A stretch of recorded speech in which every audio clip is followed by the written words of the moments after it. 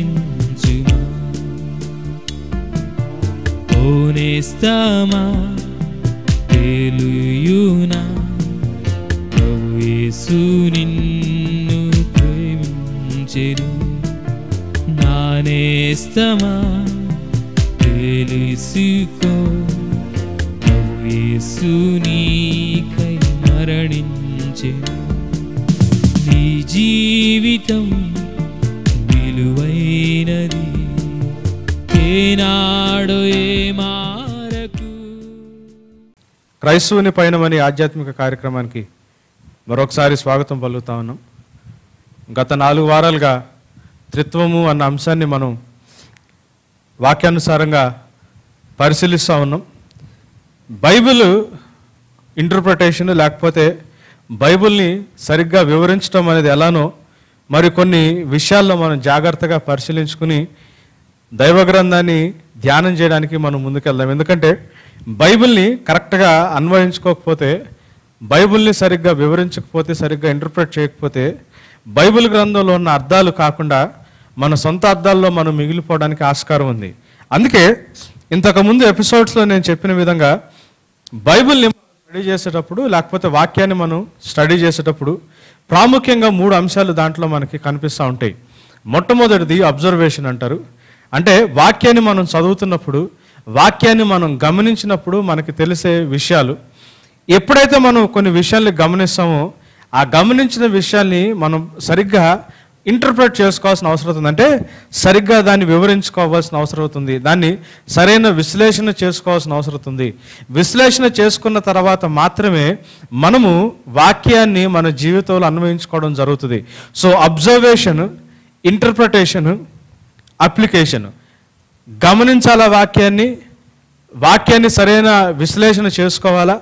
సరైన విశ్లేషణ చేసుకున్న తర్వాత మాత్రమే వాక్యాన్ని మన జీవితంలో అన్వయించుకోవాలన్న సంగతిని మనం చూస్తూ ఉన్నాం. ఎప్పుడైతే మనం బైబిల్ని మొట్టమొదటిసారి చదువుతామో మనం కొన్ని విషయాల్ని కనుగొంటాం.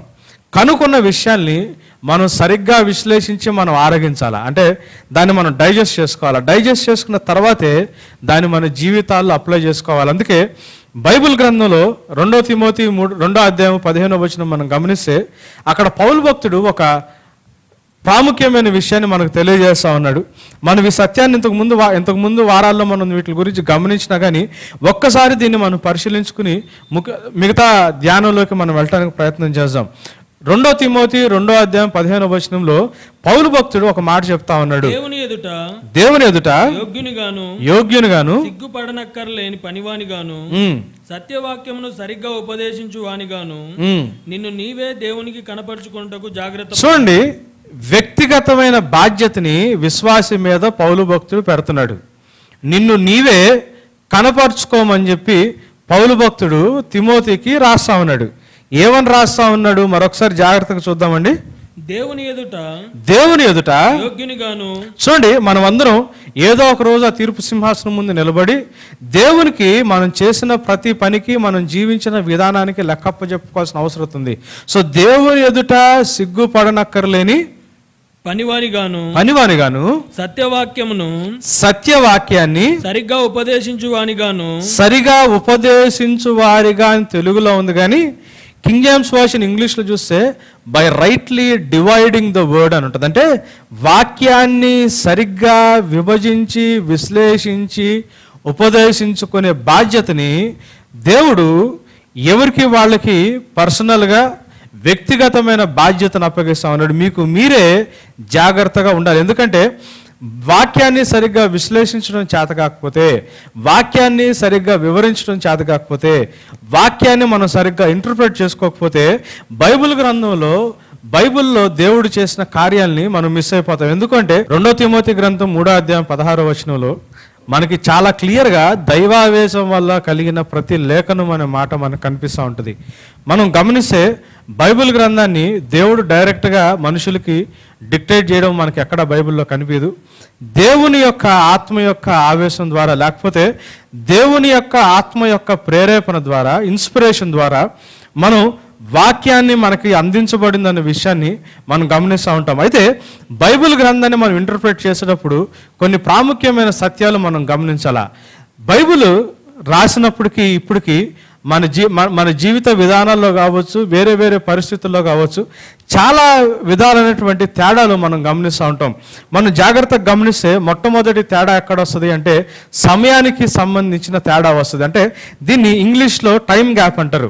దగ్గరగా పాత నిబంధన గ్రంథంలో చివరి గ్రంథము లేకపోతే లేటెస్ట్ బుక్, అంటే చివరిగా రాయబడిన బుక్ సుమారు 90 శకము 90వ సంవత్సరంలో రాయబడింది. అంటే ఇప్పటికి నుంచి 1923 సంవత్సరాల క్రితము బైబిల్లో ఉన్న లేటెస్ట్ బుక్ రాయబడింది.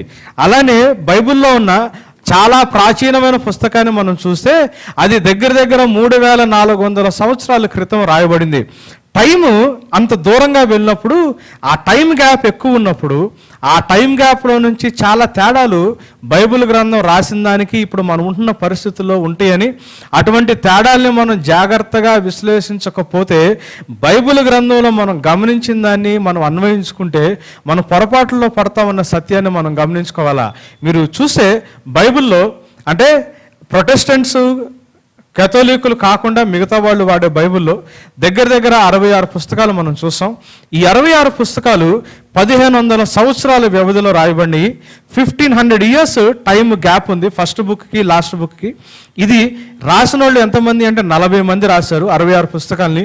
ఈ 40 మంది కూడా 20 రకాలైనటువంటి వృత్తి విద్యల్లో జీవిస్తున్న వాళ్ళు, 10 రకాలైనటువంటి దేశాల్లో వీళ్ళు జీవిస్తూ ఉన్నారు. సో వాళ్ళు ఉండే పరిస్థితులు కావచ్చు, వాళ్ళు చేసే పనులు కావచ్చు, వాళ్ళకుండే ఆచార వ్యవహారాలు కావచ్చు, ఇవి అన్నీ కూడా ఇది ఆత్మచేత ప్రేరేపించబడి రాయించబడిన గ్రంథం కాబట్టి వాటి యొక్క ప్రభావం వాళ్ళు రాసిన విధానంలో మనకి బైబిల్లో మనం గమనించగలుగుతాం.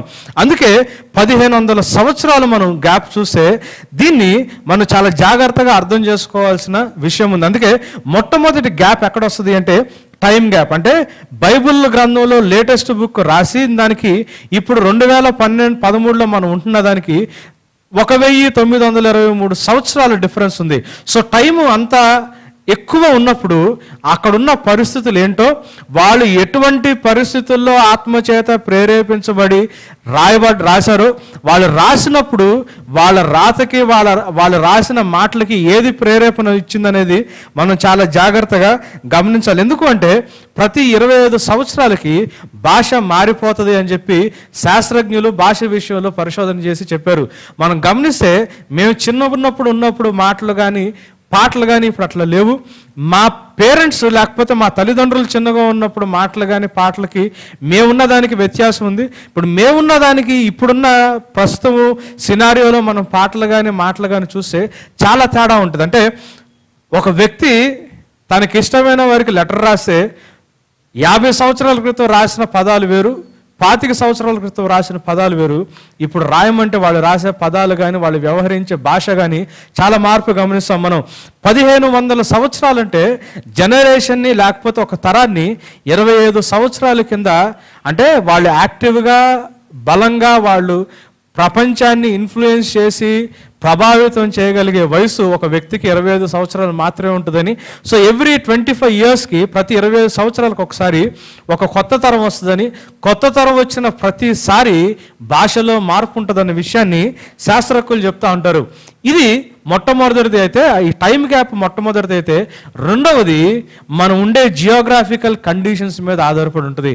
మనం బైబిల్ గ్రంథం చదివితే బైబిల్ గ్రంథము ఎక్కడ అంటే దక్షిణ మధ్య ఏషియాలో మనం చూస్తాము. అక్కడ మెసొపొటేమియా సివిలైజేషన్ ఒకటి, ఇరాక్, ఇరాన్ ఇప్పుడు ఎక్కడున్నాయో ఇప్పుడున్న ఇజ్రాయెల్ దేశంలో జరిగిన చరిత్ర అది. ఆ చరిత్రలోంచి దేవుడు ఆత్మని వాడుకుని పరిశుద్ధాత్మ యొక్క ఆవేశం ద్వారా బైబిల్ గ్రంథాన్ని రాశాడు. కాబట్టి మనం ఎప్పుడు బైబిల్ చదువుతున్నా కానీ మనం జీవిస్తున్న పరిస్థితులు ఎట్లా ఉంటుంది, మనం జీవిస్తున్న పరిసరాలు ఎట్లాంటి పరిసరాల్లో జీవిస్తున్నాం, మనం ఎటువంటి వ్యవహారాలు కలిగి ఉన్నాము, ఆ టైంలో ఆ ప్లేస్లు ఎట్లా ఉంటాయని మనం జాగ్రత్తగా పరిశీలించాల్సిన అవసరం ఉంది. ఎందుకు అంటే మన భారతదేశంలోనే ఒక దేశంలోనే రకరకాల ఆచార వ్యవహారాలు కలిగిన వాళ్ళు చాలామంది ఉన్నారు. అంతెందుకు ఆంధ్రదేశంలో మనం చూస్తే కోస్తా ఆంధ్ర వాళ్ళు ఆచారాలు ఒక రకంగా ఉంటాయి, తెలంగాణ వాళ్ళ ఆచారాలు ఒక రకంగా ఉంటాయి, రాయలసీమ వాళ్ళ ఆచారాలు ఒక రకంగా ఉంటాయి. వీళ్ళ భాష మాట్లాడే దాంట్లో వీళ్ళ వ్యవహారాల్లో తేడాలు ఉంటాయి. ప్రతి దాంట్లో తేడా ఉంటుంది. అది అంత దూరంలో దగ్గర కొన్ని వేల కిలోమీటర్ల దూరంలో ఉన్న ఆ మిడిల్ ఈస్ట్ కంట్రీస్లో నుంచి ఆ చరిత్ర మనకు వచ్చింది. కాబట్టి బైబిల్ గ్రంథం డైరెక్ట్గా దేవుడు డిక్టేట్ చేయలేదనే విషయాన్ని మనం గమనించి, ఇది దైవావేశం వల్ల రాయబడిన గ్రంథం అని మనం గమనించి, బైబిల్ని మనం విశ్లేషించేటప్పుడు, బైబిల్ని మనం అధ్యయనం చేసేటప్పుడు ఈ జియోగ్రాఫికల్ అంటే మనకున్న పరిస్థితుల్లో ఉన్న తేడాన్ని మనం గమనించుకోవాల్సిన అవసరం ఉంది. మూడవది భాషపరమైన తేడా. దీన్ని లాంగ్వేజ్ గ్యాప్ అంటారు. మనం పుస్తకంలో రాసినప్పుడు తెలుగు భాష కావచ్చు, ఇంగ్లీష్ భాష కావచ్చు, లెఫ్ట్ నుంచి రైట్గా రాస్తాం. కానీ ఉర్దూ భాష కావచ్చు, హీబ్రూ భాష కావచ్చు, రైట్ నుంచి లెఫ్ట్గా రాస్తారు. ముఖ్యంగా హీబ్రూ భాషలో మన తెలుగు భాషకి ఆంగ్ల భాషకి ఉన్నట్టు పదానికి మధ్యలో గ్యాప్ అనేది కనిపిదు మనకి. అంటే అన్ని అక్షరాలు, అన్ని పదాలు గ్యాప్ లేకుండా ఒకదాని పక్కన ఒకటి మనం ఎడమ చేతి వైపు నుంచి కుడి చేతికి రాస్తే, వాళ్ళు కుడి చేతి వైపు నుంచి దాన్ని ఎడమ చేతి వైపుకి రాస్తారు. ఈ గ్యాప్ లేకుండా అక్షరాలు ఉన్నప్పుడు, లేకపోతే పదాలు ఉన్నప్పుడు, ఒక్కొక్క పదానికి నానా అర్థాలు ఉండటానికి అది ఉన్న ఆ లైన్కి సంబంధించో లేకపోతే ఆ పరిస్థితులకు సంబంధించో దాని యొక్క భావం మారటానికి చాలా పాసిబిలిటీస్ ఉన్నాయని మనం గమనించుకోవాలా. ఇది హీబ్రూ భాషలో బైబిల్ పాత నిబంధన గ్రంథం రాయబడి అక్కడక్కడ హీబ్రూ భాష యొక్క యాస అయిన అరమిక్ భాషలో రాయబడితే, నూతన నిబంధన గ్రీకు భాషలో రాయబడింది. సో మనం చదువుతున్నప్పుడు, బైబిల్ అర్థం చేసుకోవడానికి ప్రయత్నం చేస్తున్నప్పుడు, మనం చదివే అన్ని తర్జుమా చేయబడి ట్రాన్స్లేట్ చేయబడిన గ్రంథాలే కాబట్టి భాషలో ఎటువంటి తేడా వస్తుందో మనం చాలా జాగ్రత్తగా గమనించుకుని చదవాల్సిన అవసరం ఉంది. సో టైం గ్యాప్ ఉంటుంది, ప్లేస్ గ్యాప్ ఉంటుంది, లాంగ్వేజ్లో గ్యాప్ ఉంటుంది. అంటే ఇవన్నీ భాషని లేకపోతే బైబిల్ గ్రంథంని దైవావేశం వల్ల రాయబడిన ఆ వాక్యాన్ని, దాని యొక్క అర్థాన్ని ప్రభావితం చేయడానికి ఇవి కారణాలు అవుతాయి. ఇవి కాకుండా సాహిత్యానికి సంబంధించిన తేడాలు ఉంటాయి. యోహాను సువార్త 10వ అధ్యాయం 7వ వచనం మనం చదివితే అక్కడ యేసు ప్రభు ఒక రకమైన భాషను అక్కడ వాడుతూ ఉంటాడు. అంటే నేను లిటరసీకి సంబంధించిన గ్యాప్ అన్నాను అంటే, ఆ లిటరసీకి సంబంధించిన గ్యాప్, సాహిత్యానికి సంబంధించిన గ్యాప్, మనం ఉపయోగించే భాష దాని యొక్క విధానాన్ని, స్టైల్ని బట్టి ఉంటుంది. చూడండి యోహాను సువార్త 10వ అధ్యాయం 7వ వచనం. కాబట్టి యేసు మరలా వారితో ఇట్లనెను, గొర్రెలు పోవు ద్వారమును నేనే, నాకు ముందు వచ్చిన వారందరూ గొర్రెలు పోవు ద్వారమును నేనే అన్నాడు. జనరల్గా అది ఆ సాహిత్యంలో వాడే విధానం. మన భారతదేశంలో అందాన్ని పోల్చాలంటే చందమామ కింద, లేకపోతే మన పోలికల్లో, మన సాహిత్యాల్లో రకరకాలైనటువంటి వ్యత్యాసాలు మనం గమనిస్తూ ఉంటాం. అది భాష హీబ్రూ భాషలో రాయబడినప్పుడు, లేకపోతే గ్రీకు భాషలో బైబిల్లో రాయబడినప్పుడు, ఆ భాష, ఆ సాహిత్యానికి సంబంధించిన వ్యవహారాలు, విషయాలు వేరుగా ఉంటాయి. ఉదాహరణకి మన తెలుగులో ముందుంది ముసళ్ళ పండగ అనే మాటని మనం వాడతాం. అంటే నీకు ఫ్యూచర్లో, అంటే రాబోయే కాలంలో నీకు శ్రమ ఉంది, లేకపోతే నీకు ఏదో ముప్పు ఉంది అని చెప్పడానికి మనం ఆ ఫ్రేజ్ను వాడతాం, ముందుంది ముసళ్ళ పండగ అని. ఆ వ్యవహారం తెలియకుండా, మనం ఉన్న సాహిత్యంలో మనం వాడే విధానాన్ని తెలియకుండా మన తెలుగు భాషని ఇంగ్లీష్లోకి తర్జుమా చేస్తే, క్రాకడైల్ ఫెస్టివల్ అన్న మాటని ఇంగ్లీష్ భాషలో అర్థం చేసుకోవడం చాలా కష్టమైపోతుంది. దాన్ని మన వ్యవహారిక విధానాన్ని వాళ్ళు గమనిస్తే తప్పితే, మన సాహిత్యంలో మనం ఉపయోగించే ఫ్రేజెస్ ఎట్లుంటాయో, పద్ధతి ఎట్లుంటుందో వాళ్ళు ప్రత్యేకంగా తెలుసుకోకపోతే, ఆ భాషని లేకపోతే ఆ పదాల్ని ఉన్నట్టుగా వాళ్ళు తర్జుమా చేసుకుని వెళ్తే, మనం చెప్పాలనుకున్న మాట ఒకటవుతుంది, దాని భావం ఇంకో దాని కింద మిగిలిపోతుంది. జనరల్గా నా ఉప్పు తిన్నవాడు అని చెప్పి మనం వాడే ఒక మాటని మనం గుర్తు చేసుకుందాం. మన ఉప్పు తినేవాడు అంటే నా కింద వాడు పనిచేశాడు, లేకపోతే నేను పెట్టింది వాడు తిన్నాడని. నమక్ హరామ్ అని చెప్పి హిందీలో ఒక మాట అంటే, నా ఉప్పుకి ద్రోహం చేస్తున్నాడు అని. ఉప్పుకి ద్రోహం చేయడం అంటే నా దగ్గర తిని విశ్వాసఘాతకుడు అని. దాన్ని ఇంగ్లీష్ భాషలోకి మనం తర్జుమా చేస్తే, మన వ్యవహారిక శైలి, మన యొక్క సాహిత్యం యొక్క విషయాలు తెలియకపోతే ఈ మాటలు తర్జుమా చేసటంలో తేడా వస్తుంది.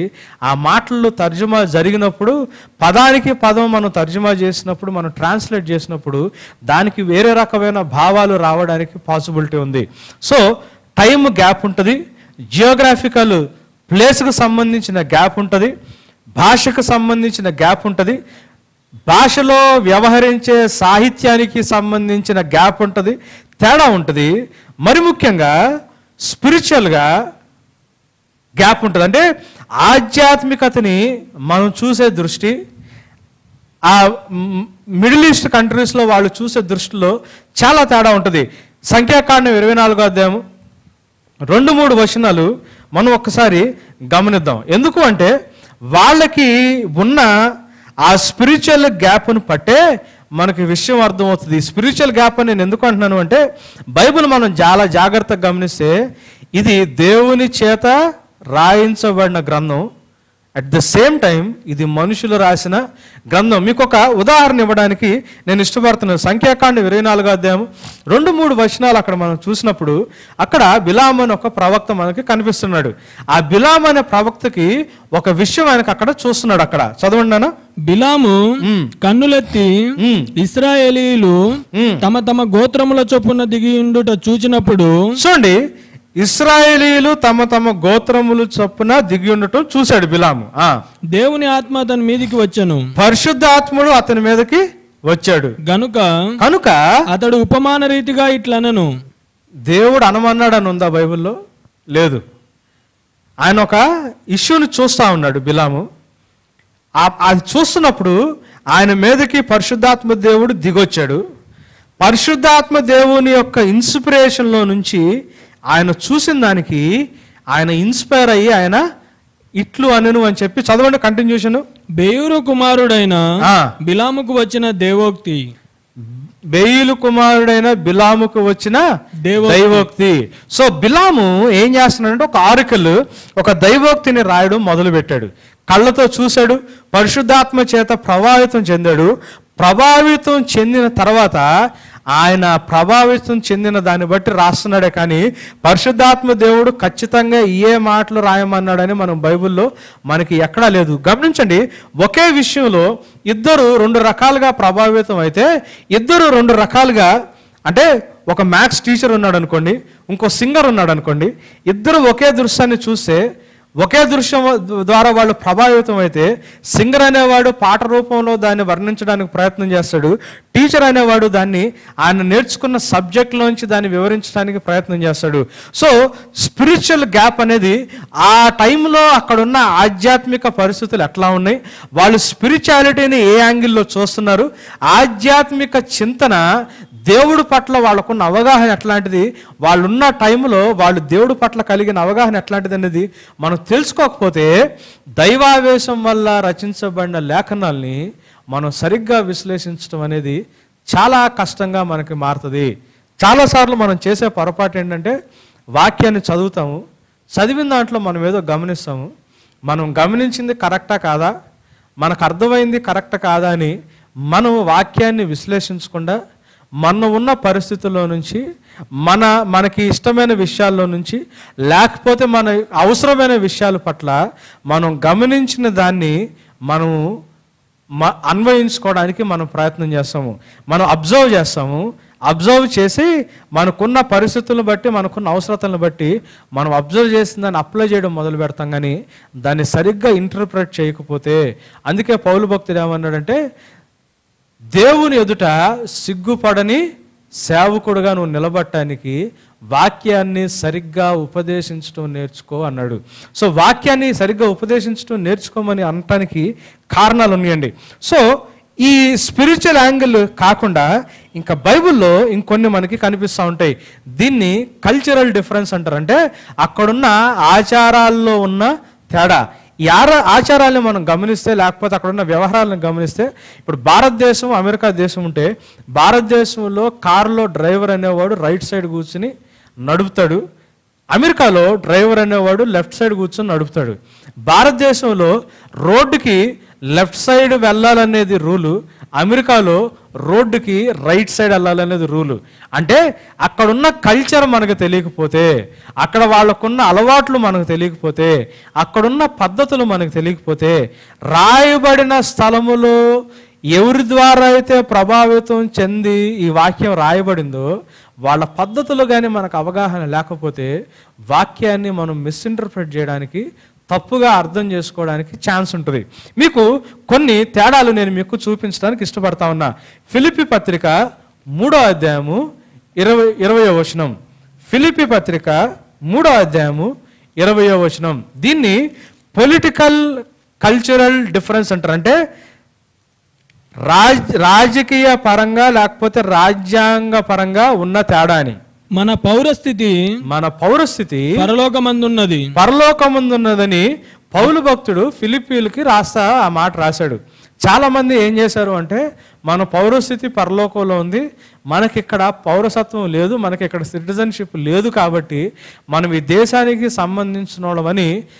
చాలా చోట్ల ఏం జరిగింది అంటే, ఒకప్పుడు యెహోవా సాక్షులు ఏం చేశారు అంటే, మాకు భారతదేశం మా దేశం కాదు, మా పౌరసత్వం ఇక్కడ లేదు, వాక్యంలో అలా రాయబడి ఉంది, మాకు జాతీయ జెండా లేదు, మాకు జాతీయ గీతం లేదు, స్వతంత్ర దినోత్సవాన్ని మేము జరుపుకోము, స్వతంత్ర దినోత్సవం అప్పుడు జాతీయ జెండాకి మేము సల్యూట్ చేయము అని చెప్పి భారత ప్రభుత్వానికి, రాజ్యాంగానికి విరుద్ధంగా వాళ్ళు ప్రకటన చేసినప్పుడు క్రైస్తవుల మీద చాలా భయంకరమైన అంటే పరిస్థితులు ఒక కాలంలో దేశంలోకి వస్తే, తర్వాత నాయకులు, క్రైస్తవ నాయకులు వెళ్ళి దాని ఉద్దేశం అది కాదు, వాళ్ళు తప్పుగా చెప్పారు, మాకు భారతదేశంలో కూడా పౌరసత్వం ఉంది అని చెప్పి చాలా క్లియర్గా వాళ్ళు డిక్లేర్ చేసి వచ్చారు.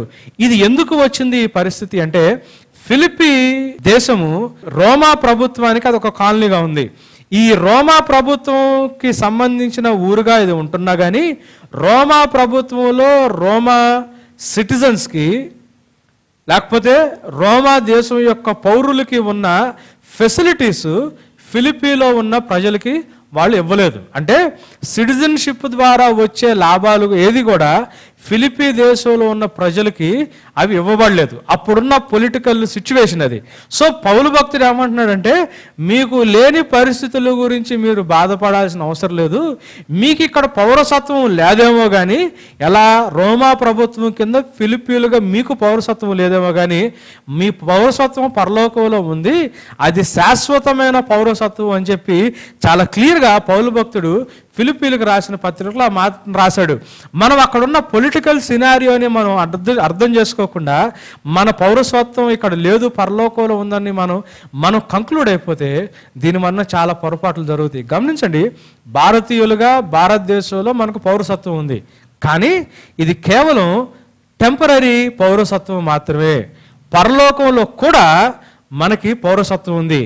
ఇది పర్మనెంట్ సిటిజన్షిప్, అది పర్మనెంట్ నిత్యత్వంలో ఉండే పౌరసత్వం. అంటే ప్రతి విశ్వాసికి 2 పౌరసత్వాలు ఉంటాయి. ఒకటి టెంపరీగా వాళ్ళు ఉండే దేశంలో, రెండవది పర్మనెంట్గా పరలోకంలో. సో టెంపరీగా వాళ్ళు ఉండే దేశంలో పౌరసత్వం ఉన్నప్పుడు ఆ పౌరసత్వపు సంబంధించిన వానికి రైట్స్ కావచ్చు, దానికి సంబంధించిన బాధ్యతలు కావచ్చు, హక్కులు కావచ్చు, బాధ్యతలు కావచ్చు, అవి వాళ్ళకి వర్తిస్తాయి. అందుకే మనం క్రైస్తవులుగా ట్యాక్స్ కడతాం. యేసు ప్రభుని పన్ను చెల్లించాలా అంటే ఆ కాయిన్ మీద ఎవరు బొమ్మ ఉంది అంటే సీజర్ బొమ్మ ఉంది అంటే, కాబట్టి అది సీజర్కి ఇచ్చేసేయి అని చెప్పి దేవుడు చెప్పిన మాటని మనం చాలా జాగ్రత్తగా గమనించాలా.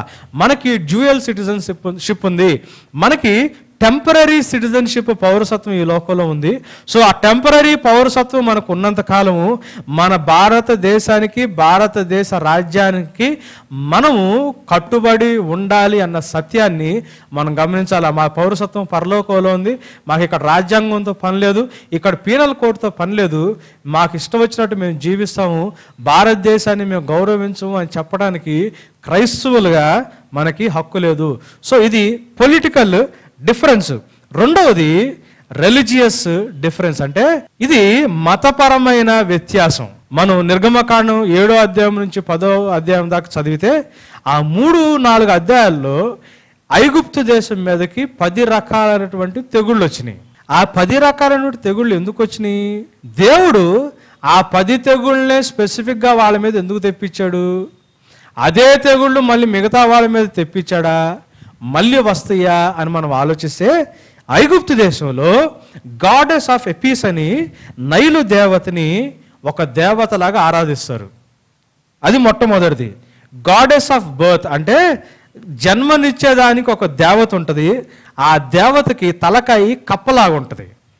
మూడవది ఆకాశానికి సంబంధించిన దేవత ఒకటి ఉంటుంది.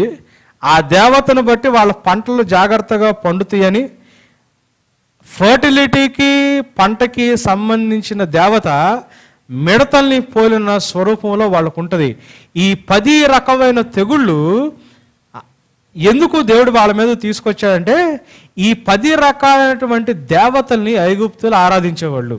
వాళ్ళ దేవతల కంటే ఇజ్రాయేలు దేవుడు గొప్పవాడు అని దేవుడు వాళ్ళకి తెలియజేయడానికి మాత్రమే ఆ 10 రకాలైనటువంటి తెగుళ్ళు వాళ్ళ మీదకు తీసుకొచ్చాడు.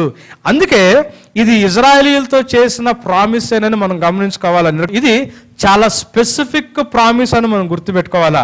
నిర్గమకాండం 15వ అధ్యాయము 26వ వచనం. మీ దేవుడైన యెహోవా వాక్కును శ్రద్ధగా విని ఆయన దృష్టికి న్యాయమైనది చేసి ఆయన ఆజ్ఞలకు విధేయులై ఆయన కట్టడలన్నిటినీ అనుసరించి నడిచిన ఎడల నేను ఐగుప్తులకు కలగజేసిన రోగములలో. గమనించండి, ఇది కేవలం ఇజ్రాయేలులకి దేవుడు చేస్తున్న వాగ్దానమే కానీ ఇది అందరికీ చేస్తున్నారు. ఎందుకంటే ఐగుప్తీయుల నుంచి వాళ్ళు బయటకు వచ్చారు కాబట్టి ఆ ప్రదేశానికి సంబంధించిన మాట అంటున్నాడు. సో నేను ఐగుప్తీయులకు కలుగు చేసిన రోగముల్లో దేని నేను మీ మీదకి తీసుకురాను, మిమ్మల్ని స్వస్థపరచు యెహోవాని నేనే అని. సో నిర్గమకాండం 15, 26 అన్నిటికీ ప్రతి ఒక్క క్రైస్తవుడు దాన్ని అన్వయించుకోవాలా అంటే అది స్పెసిఫిక్గా ఐగుప్తుల నుంచి బయటకు వచ్చినప్పుడు ఐగుప్తి దేవతల మీద దేవుడు చూపించిన తీర్పును వాళ్ళు చూశారు కాబట్టి నువ్వు నా మాట వింటే వాళ్ళకు వచ్చిన తెగులు మీకు రాదని ఇజ్రాయేలీలతో దేవుడు చెప్తున్న మాట, నిన్ను స్వస్థపరచు యెహోవాని నేనే అని. మనం చాలాసార్లు బైబిల్ గ్రంథంలో వాగ్దానాలు దేవుడు ఎవరికి చేశారు, ఎలా చేశారన్న విషయాన్ని మనం మర్చిపోయి మనం చాలా వాటిని జ్ఞానము లేక అన్వయించుకుని మనం పొరపాటులో పట్టడానికి కారణమవుతుంది. కాబట్టి వాక్యాన్ని ఎలా విశ్లేషించి నేర్చుకోవాలో మనం గమనిద్దాం. రాబో వారాల్లో కూడా ఈ బైబిల్ ఇంటర్ప్రిటేషను, బైబిల్ని ఎలా అర్థం చేసుకోవాలి, విశ్లేషించాలన్న విషయాన్ని మనం గమనిద్దాం. దయచేసి కళ్ళు మూసుకుందాం, ప్రార్థన చేసుకుందాం. కృపగలిగిన తండ్రి, పరలోకమందున్న మా దేవా, ప్రభా నీకు వందనాలు, స్తోత్రాలు. గొప్ప దేవుడు ప్రభా, వాక్యాన్ని ప్రభా మేము విశ్లేషించి ప్రభా మేము చదువుకుని మేము అర్థం చేసుకుని ప్రభా మా జీవితాల్లోకి, మా పరిస్థితుల్లోకి, మాకున్న నానా ఇబ్బందుల్లోకి, అవసరతల్లోకి ప్రభా నేను వాక్యాన్ని మేము అన్వయించుకోవడానికి ప్రభా తగిన విధమైనటువంటి జ్ఞానాన్ని మాకు అనుగ్రహించమని వేడుకుంటున్నాం. యాకోబు పత్రిక 1వ అధ్యాయం 5వ వచనంలో ప్రభా మీలో జ్ఞానము లేని యెడల అడిగితే ఇస్తానని చెప్పి ప్రభా మీరు సెలవిచ్చి ఉన్నారు. ప్రభా దేవ స్తోత్రాలు. నాయన పరిశుద్ధాత్మ దేవుని యొక్క ఆవేశము ద్వారా, ఇన్స్పిరేషన్ ద్వారా నాయన రాయబడిన ఈ వాక్యాన్ని ప్రభా దేవ స్తోత్రాలు మేము సరైన జ్ఞానముతో వివేచనతో ప్రభా మేము దీన్ని విశ్లేషించుకుని ప్రభా సరైన విధముగా మేము మా జీవితాల్లో దీన్ని అన్వయించుకోవడానికి మాకు సహాయం చేయమని, దీవించమని, కృప చూపెట్టమని, మనిషి జ్ఞానానికి మించిన నీ ప్రేమాన్ని సమాధానాలు మాకు తోడుగా ఉంచమని నజరేయుడైన యేసు నామములో ప్రార్థించి వేడుకుంటున్నాము తండ్రి, ఆమేన్. చీరాల పట్టణ వాసులకు గమనిక. ప్రతి నెల 2వ శుక్రవారం సాయంత్రము 6:30 saint Mark's Lutheran junior college నందు సిస్టర్ బి అరుణా శేఖర్ గారి ఆధ్వర్యంలో జరుగు ప్రార్థనా కూడికలో జోసెఫ్ టి రవికాంత్ గారు ప్రసంగించెదరు. వివరములకు sister Aruna Shekhar, phone numbers 9667372787 మరియు 8121518180 మరియు సిస్టర్ అరుణా గారి ఆధ్వర్యంలో జరుగు ప్రేయర్ సెల్స్ వివరములు.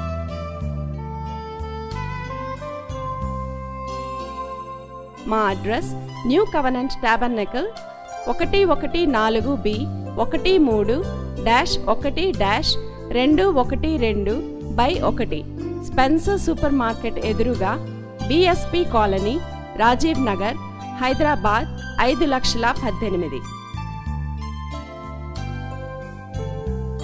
మా ఫోన్ నంబర్స్ 04023837400 9346777400 మరియు 9885589442.